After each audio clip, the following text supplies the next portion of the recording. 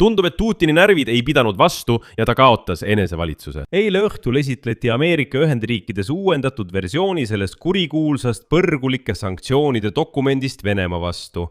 Sellest samast lahkunud Lindsey Grahami eelnõust, mis peaks Vene majandusel lämmatama. Ja juba täna, 15. juulil hommikul, astub ootamatult välja Vladimir Putini abiline Nikolai Patrushev ja teatab, et Venemaa Föderatsiooni mereväe strateegilised tuumajõud on viidud kõrgendatud lahinguvalmidusse. Kas see on juhus? Loomulikult mitte. See toimib lihtsa skeemi järgi, mida me oleme teiega juba 10 kordi näinud. Niipea kui Kremlil saavad otsa argumendid, olgu need majanduslikud, sõjalised või diplomaatilised, tõmbab Kreml kohe oma laiadest pükstest välja ainsa alles jäänud argumendi. Tuuma-argumendi. Ja täna paneme kõige olulisema punktilt paika. Esimene asi, mis on tegelikult peidetud uues tekstis. Eelnõus põrgulikest sanktsioonidest Venemaa vastu. Ja miks kõik jutud selle kohta, et eelnõu olevat justkui nõrgemaks tehtud, on täielik jama. Vastupidi, sinna lisati punktid, mis peaksid Kremlile tõeliselt ebameeldivad olema. Need on sanktsioonid Venemaa Keskpanga ja Mali LNG ja Arktika LNG vastu. Need on need projektid, mida isegi Lindsey Graham ei pannud sellesse seaduseelnõusse. Teiseks, miks 500% tollimaksu asendamine 100%-lisega tegelikult midagi ei muuda, kuigi paljud meediaväljaanded esitasid seda kui järeleandmist. Nagu vaadake, 500 pealt langetati 100%-ni.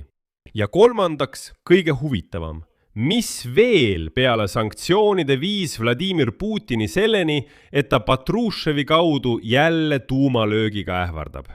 Minu nimi on Aleksei Betši, arutame seda teemat koos. Aga enne kui alustame, palun tellige see kanal, pange like ja kirjutage oma küsimus. Kommentaarid selle video all. Aitäh! Nii, nüüd räägime kõigest järjekorras. Eile õhtul esitasid Ameerika Ühendriigid täiendatud versiooni seaduseelnõus põrgulikest sanktsioonidest Venemaa vastu, mida nüüd on valmis toetama ka Donald Trump.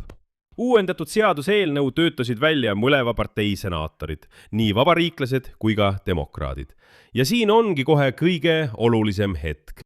Vanas 2025 aasta versioonis, mille kallal töötasid Graham ja Blumenthal, olid sanktsioonid justkui vabatahtlikud. See tähendab, et kas need rakendada või mitte, otsustas isiklikult Donald Trump, sõltuvalt sellest, kas Venemaa keeldub läbirääkimistest või mitte. Sanktsioonide nui oleks muidugi laual olnud, aga kas seda kätte võtta või lihtsalt imetleda, sõltus täielikult Valge Maja peremehe tujust. Ja Lindsey Graham rõhutas alati, et seadus annaks Trumpile survevahendi Vladimir Putini suhtes, kuid kas seda kasutada või mitte, otsustaks ainult tema ise. Nüüd on kõik teisiti. Uus dokument ei anna õigust, vaid kohustab Ameerika Ühendriikide presidenti Donald Trumpi kehtestama sanktsioonid 30 päeva jooksul pärast selle seaduse vastuvõtmist. Kohustab. Sanktsioonid muutuvad kohustuslikuks, see tähendab automaatseks. Ja see on täpselt see, millest me teiega rääkisime kohe pärast Lindsey Grahami surma. Varem oleks see sanktsioonide nui lihtsalt laual olnud, aga nüüd see nagu laskub ise aeglaselt alla, ilma võimaluseta ümber mõelda. See ongi tõeline murrang. On arusaadav. Ja teil on õigus, kui ütlete, et manööverdamisruumi jääb ikkagi alles. Trump võib paluda oma parteil selle seaduse vastuvõtmist mõneks ajaks edasi lükata. Ta võib proovida sellele eelnõule veto panna. Ta võib proovida seda blokeerida esindajate kojas ja nii edasi ja nii edasi. Aga ta võib ka tõepoolest kongressi tahtega leppida. Nüüd sisust. Ja siin on oluline väga palju läbi rääkida. Paljud punktid, sest ma näen reaktsioonidest, et sugugi kõik ei saanud aru, mis tegelikult juhtus. USA president saab kehtestada kuni 100% suuruseid tollimakse nende riikide ja isikute suhtes, kes aitavad Venemaal müüa oma naftat ja gaasi. Lisaks tariifid nende vastu, kes aitavad Kremlil sanktsioonidest mööda hiilida niinimetatud varilaevastiku kaudu. Sanktsioonide alla satuvad 5 suurimat Vene naftaostjat. Need on Hiina, India, Slovakkia, Ungari ja Aserbaidžaan. Ja varilaevastikuga mängimise eest võivad sanktsioonide alla sattuda ka Türgi, Araabia Ühendemiraadid, Singapur ning terve rida Kesk-Aasia riike. Ja nüüd kõige huvitavam osa. Sest siin ma olen täiesti eri meelt sellega, kuidas paljud need väljaanded seda esitavad. Paljud väljaanded tulid välja sellise sõnastusega, et muudatused seaduseelnõus justkui ainult nõrgendasid põrgu sanktsioonide seaduseelnõu pärast selle autori surma. Nii et mina ei näe üldse, kus nad seda nõrgendasid. Vaatame punktide kaupa ja kohe koos selgitustega, et te kõik aru saaksite. Niisiis, niinimetatud nõrgenemine number 1. 500% teiseste tollimaksude asemel kehtestati Venemaa kaubanduspartneritele 100% tollimaksud. Kõlab nagu leevendus, eks? No enne oli 500, nüüd on 100. Tundub, et lati langetati koguni 5 korda. Aga tegelikult pole sellel üldse mingit tähtsust. 100%, 500%, kas või 1000%, kui palju tahes. Kõik, mis on üle 100%, nimetatakse tõkketolliks. See pole niisama sellise nimega. See tähendab, et 100% toll tapab kaubanduse ükskõik millise partneriga. 500% kõlab muidugi pealkirjas ilusasti. Kõlab hirmuäratavalt, lausa 500%. Aga tegelikult on majanduslik efekt nii 100 kui 500% puhul täpselt sama. Kaup muutub lihtsalt kulla hinnaliseks. Vastavalt sellele kaubandus kaob. Kujutage ette, te impordite kaupa, selle väärtus on $100. Ja niipea, kui te maksate täpselt sama summa lihtsalt selle eest, et see turule tuua, siis ükski mõistlik müüja seda ei tee. Kõik, mis ületab 100%, nimetatakse tõkketolliks. See on sisuliselt embargo. Ehk siis seda ei nimetata embargoks, vaid öeldakse, et me lihtsalt kehtestame tollimaksu. Nii et see pole mingi leevendus, see on lihtsalt kosmeetika. Niinimetatud leevendus number 2. Erandriikidele, kes impordivad Venemaalt alla 15% gaasi kogu tarbimisest ja samal ajal püüavad seda importi vähendada.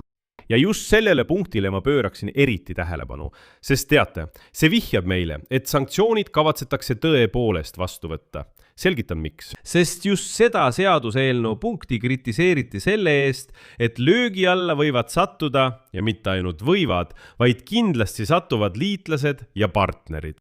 Ja just see punkt viibki partnerid löögi alt välja. See säte vabastab löögi alt näiteks Jaapani, Prantsusmaa, Ungari ja Belgia. See tähendab, et see ei ole kingitus Venemaale, et me justkui jätame sanktsioonide alt välja need, kes ostavad vähem kui 15% oma gaasi üldisest tarbimisest. Ei, see ei ole kingitus Venemaale. See on kaitse lääne partneritele, et nad ei laseks endale jalga. See ongi kõik need niinimetatud leevendused, millest mõned meediaväljaanded praegu kirjutavad. Nagu näete, mõlemad on lihtsalt tühjad kohad. Aga nüüd vaadake, mida seal tegelikult tugevdati. Sest need on juba sellised väga olulised punktid, millele tasub kindlasti tähelepanu pöörata. Esimene tugevdamine on sanktsioonid Venemaa varilaevastiku laevade vastu, mis ei sõltu lääne mereteenustest. Sõnastus on veidi segane, aga tõenäoliselt räägitakse siin järgmisest. Tankeritest, mida teenindatakse Euroopa sadamates või mis sõidavad Euroopa kindlustusega. Ja see on väga oluline hetk, sest mõelge ise, umbes 1/3 Venemaa naftast eksporditakse siiani täiesti legaalselt läbi Kreeka, Küprose, Malta ja teiste riikide.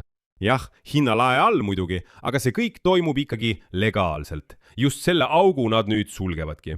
See tähendab, et kui tegemist on varilaevastiku tankeriga, siis keegi ei tohi temaga enam koostööd teha. Pole vahet, kas see on legaalne või illegaalne, hinnalagi või mitte, lihtsalt keelati ära ja kõik. Lihtsalt keerati isegi selle mustusega kokku puutuda. Kõik, mis on vele päritolu, on mustus. Selle mustusega ei tohi keegi kokku puutuda. Teine karmistamine, ja see on juba tõsisem. Sanktsioonid Venemaa finantsasutuste, sealhulgas Venemaa Föderatsiooni keskpanga vastu. See on, ma ütlen teile, huvitav. Juba ainuüksi selle poolest, et saab vaadata, mis sellest üldse välja tuleb. Sest sanktsioonid keskpanga vastu ei ole löök mingi konkreetse ettevõtte või üksiku panga pihta. See on löök kogu sellele mehhanismile, mis hoiab rubla ja teenindab kogu riigi eelarvet. See pole enam, nagu öeldakse, lihtsalt rahakoti pihta. See on hoop kogu majanduse selgroole. Varem kehtestati sanktsioonid üksikute pankade vastu, nüüd antakse hoop keskpangale. Ja tugevdamine. Kolmandaks, sanktsioonid Venemaa suurimate energiaprojektide vastu. Jamal LNG ning, mis on väga oluline, Arktika LNG 1, Arktika LNG 2 ja Arktika LNG 3 projektide vastu. Ja see on eriti asjakohane, kui meenutada värsket teavet Financial Timesilt. Selle kohta, kuidas eurooplased on viimasel ajal massiliselt ostnud Venemaa veeldatud maagaasi. Kuidas te arvate, kus see tuli? Just nimelt sellest, Jamal LNG-st ja Arktika LNG-st. See tähendab, et need Ameerika sanktsioonid sulgevad veel ühe valuutakraani, kust Kreml pumpab raha sõja jaoks. Mis meil siis kokkuvõttes on?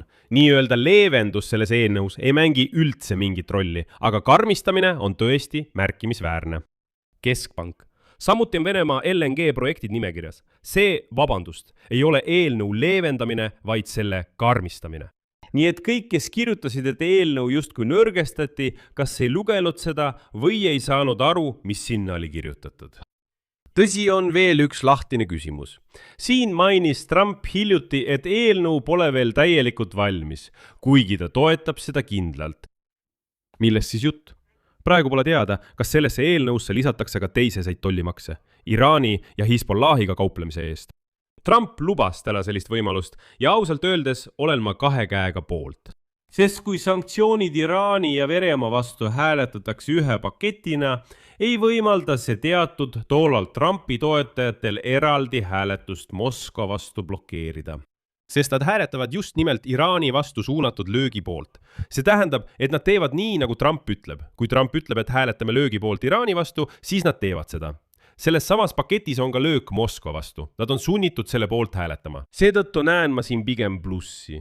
Kuigi demokraadid juba nurisevad, et selle kõige jaoks tuleb seaduseelnõu uuesti ümber kirjutada ja see võtab aega. Iraani kaubanduspartneritel on oma spetsiifika, mis pole samasugune nagu Moskval ja nii edasi. Üldiselt kui nad lisavad, siis see kindlasti ei tee halba, eks näis. Milleks see kõik Ukrainale vajalik on? Sest eesmärk pole siin lihtsalt Venemaad karistada karistamise pärast. Lindsey Grahami kaasautor, demokraadist senaator Richard Blumenthal selgitas seda otse välja. Järgneb tema tsitaat. See annab USA'le mõjutusvahendid, kuid loodetavasti annab see ka Ukrainale otsustava mõju rahu läbirääkimistel, sest lõppeesmärk on rahu. Keegi ei taha, et see sõda jätkuks. Ehk siis loogika on selline. Sanktsioonid ei ole eesmärk omaette. See on lihtsalt nui, nagu Lindsey Graham seda nimetas, millega Venemaad lüüakse tema jultunud räpase näo pihta ja sunnitakse läbirääkimiste laua taha istuma. Ja seda tingimustel, kus Ukrainal on lõpuks ometi kaalu. See tähendab, et Venemaalt ei paluta midagi. Lihtsalt tõstetakse nui tema pea kohale ja öeldakse, kurat, kas sa istud laua taha või saad ise aru, mis su peaga juhtub. Ja Trump ise hindas täna selle dokumendi vastuvõtmise tõenäosust, tsiteerin, üsna kõrgeks. See tähendab, et asi liigub järk-järgult lahenduse poole. Lisaks ütles Trump täna ise, et ta näeb taas võimalust panna Vladimir Putini tõesti läbirääkimiste laua taha ja et viimane lõpuks nõustub sõja lõpetama. Ja just sellel taustal täpselt samal päeval tuleb Kreml välja oma vastusega. Vladimir Putini abiline Nikolai Patrushev teatab pidulikult, et Venemaa mereväe strateegilised tuumajõud on täielikus lahinguvalmiduses. Ja laevastik väidetavad kaitseb Venemaa huve maailmamere eri piirkondades. Ja kui vaja, siis Venemaa võib kõigile oma vaenlastele tuumarelvaga sellise löögi anda, et neile vähe ei tunduks. Aga olgem ausad, ma ei tea. Võib-olla kedagi see Patrushevi avaldus üllatas või hirmutas, võib-olla mõned venelased läksid sellest lausa pöördesse ja ütlesid, vau, nüüd me näitame kogu sellele läänele. Aga tegelikult pole see üldse uudis. Miks? Strateegilised tuumajõud ongi selleks strateegilised, et nad on alati, ööpäevaringselt, 24/7 lahingu valmiduses. See ongi nende töö, selleks nad eksisteerivadki. Neid nimetataksegi strateegilisteks tuumajõududeks, sest nad on alati valmis lööki andma. Ja Patrushev, sama eduga oleks võinud kogu maailmale teatada, et ookeani vesi, kujutage ette, pole mitte ainult soolane, vaid ka märg, kujutate ette. See on täpselt sama, mida Patrushev täna tuumarelva kohta ütles. Uudis ei seisne siin sisus. Uudis seisneb ajastuses ja intonatsioonis. avaldus tuli täpselt sel hetkel, kui Washingtonis arutatakse sanktsioone Venemaa keskpanga vastu, näiteks juhus, eks ole. Ja see kõik läheb sellesse valusalt tuttavasse mustrisse. Alles hiljuti nimetas Kremli pressiesindaja Dmitri Peskov taas tuumarelva üheks Kremli peamiseks trumbiks ja teatas, et Moskva on valmis seda kasutama, tsiteerin, kui tekib oht Venemaa eksistentsile.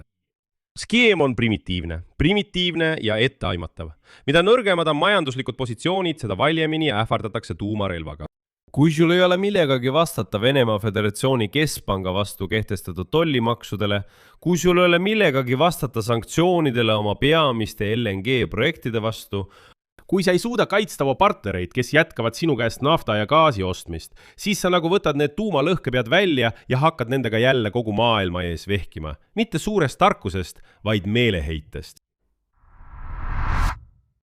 Ja just siin me jõuame selle saate kõige olulisema hetkeni. Aga mis veel? Peale sanktsioonide lubaduste ajas Putini nii närviliseks. Sest sanktsioonid on vaid üks, ütleme nii, dominoklots. Paneme kogu kaardimängu kokku ja siis saate ise kõigest aru. Esimene kütusekriis, millest me oleme juba mitu saadet järjest rääkinud. Nafta töötlemine Venemaal on langenud 2005 aasta tasemele.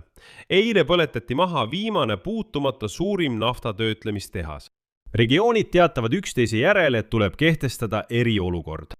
Ja naftasektor, see suur riik, mõelge vaid, impordib bensiini Indiast ja Kasahstanist. Teiseks on Hiina tegur. Alles eile arutasime siin samal YouTube'i kanalil, et Wall Street Journali andmetel valmistub Peking, Putini parim sõber, juba vaikselt selleks ajaks, kui Putin lahkub. Peking tutvub juba vaikselt nendega, kes tulevad Venemaal võimule pärast Putinit. Peking külmutas projekti Siberi jõud 2 ja isegi vähendas nafta ostu. Nad on neid mahtusid oluliselt vähendanud. See tähendab, et peamine liitlane tõmbub vaikselt kõrvale ja teeb näo, nagu ta oleks lihtsalt möödamineja. Ja vahel nagu viskab veel hagu tulle nimega sõda, aidates siiski putinistidel sõdida. Kolmandaks, rinne juunis. Venemaa kaotas rohkem territooriume, kui suutis vallutada. Ja Ukraina kaugmarünnakud põletavad süstemaatiliselt Vene tagalasid. Neljandaks, need on reitingud. Riiklik, rõhutan, riiklik VTSOM lõpetas üldse Vladimir Putini avaliku usaldusreitingu avaldamise pärast seda, kui see langes 29,5%-ni. See tähendab, et vähem kui kolmandik venelastest usaldab kiilaspäist kääbust Putinit. VTSOM lihtsalt võttis ja eemaldas selle. Eemaldas numbri silme alt ja ilmselt selleks, et väike tsaar ei kurvastaks. Ja viiendaks, diplomaatiline isolatsioon. Isegi Trump tegi pärast Ankara tippkohtumist 180 kraadi pöörde. Kiitis Ukraina lööke Venemaa naftatöötlemistehaste pihta. Andis Ukrainale patriooti litsentsi, aga lubatud telefonikõret Vladimir Putinile ei teinudki. Tuletan meelde, täna on juba 15. juuli, aga 8. juulil Trump lubas. Ja 8. juuli õhtul ütles Peskov, veel pole helistanud, aga me ootame. Vladimir Putin on valmis. Ta juba istub telefoni juures ja ootab Donald Trumpi kõnet. Loodame, et Donald Trumpil leidub aega, et helistada sellele kiilaspäisele arusaavatusele Vladimir Putinile. 15. juuli on kalendris. Nädal on möödas, keegi pole kellelegi helistanud ja see alandatud Volodja Putin ilmselt ikka veel istub telefoni juures. Ja kui me kõik selle kokku paneme, siis saab selgeks, et Patruševi tuumarhetoorika ei ole jõumärk, vaid nurka aetud looma sümptom. Kremlil kukuvad ükshaaval ära kõik hoovad, majanduslikud, sõjalised, diplomaatilised ja nii edasi. Alles jääb ainult üks, viimane, ja seda näidatakse üha sagedamini just seetõttu, et kõik muu enam ei toimi. Ja teate, mis on meil kõnekas? See on Peskovi reaktsioon kõigile neile sanktsioonidele, mida pole veel isegi kehtestatud. Ta teatas täna, et Kreml, tsiteerin, kuulab tähelepanelikult, fikseerib ja analüüsib USA'st tulevaid avaldusi. Ja edasi tuli väike keelevääratus, mis paljastab kogu Kremli lootused täielikult. Tsitaat Peskovilt. Me näeme, et praegu on ameeriklased hõivatud teiste asjadega. Praegu pole ameeriklastel aega Ukraina küsimusega tegeleda. Näete, just nii ongi. Ehk kogu Moskva strateegia on ühes Peskovi lauses. Kreml loodab, et sanktsioone ei tule, sest Trumpil pole lihtsalt aega Ukraina jaoks. Kreml loodab, et Iraan ja Hormuzi väin tõmbavad Washingtoni tähelepanu kõrvale ning Trump lihtsalt ei jõua Venemaaga tegeleda. Peskov klammerdub sõna otseses mõttes selle külge, et USA-l on praegu Lähis-Idas kriis ja vihjab omadele, et ootame, kuni neil seal läheb veidi rahulikumaks. Äkki pääseme jälle puhtalt. Praegu ärme reageeri, hoiame pöialt ja loodame, et Trump lihtsalt ei jõua selle teemani. See ongi Kremli plaan. See pole isegi katse neid sanktsioone üle kavaldada. Plaan seisneb selles, et lihtsalt oodata ja loota, et Trumpil ei jätku tähelepanu, et korraga kahel rindel sõdida. Panus on ausalt öeldes üsna lõrk, aga tundub, et venelastel polegi enam teisi võimalusi jäänud. Võtame tulemused kokku. USA valmistab ette sanktsioone, mis selles loos rakenduvad esimest korda automaatselt. Ehk siis Donald Trumpil ei ole enam õigust viimasel hetkel ümber mõelda ja kõike ära jätta. Ja hoolimata viigist juttudest väidetava leevendamise kohta on seaduseelnõu tekstis sees löögid Venemaa keskpangale ja LNG projektidele. See tähendab, et sihitakse enam mitte taskusse, vaid nagu ma väljendasin, finantsselgroogu. Ja Kreml vastab sellele ainsaga, mis tal veel kuidagi töötab, mis veel kedagi hirmutab. See on tuumavalmidus. Aga selle kõminaga kaasnevad tühjad tanklad Venemaal, eemale pööranud Hiina, takerdunud rinne ja hale lootus, et Iraan suudab siiski Trumpi tähelepanu Venemaa Ukraina vastase sõja teemalt kõrvale juhtida. Ja lõpuks lihtne järeldus. Kui riik hakkab majandusliku seaduseelnõu peale näitama tuumalõhke peasid, näitab see, kui vähe tal jõudu alles on. Vastuseid. Siia panen 3 punkti. Teie arvamus, teie järeldused. Kirjutage selle saate kommentaaridesse, tellige kanal, vajutage kellukesele ja ärge unustage panna like. Kui soovite toetada selle YouTube'i kanali tööd, saate seda teha tehes annetuse allolevate linkide ja rekvisiitide kaudu selle video kirjelduses. Sellega on kõik. Hoolitsege enda eest. Kõigile head aega.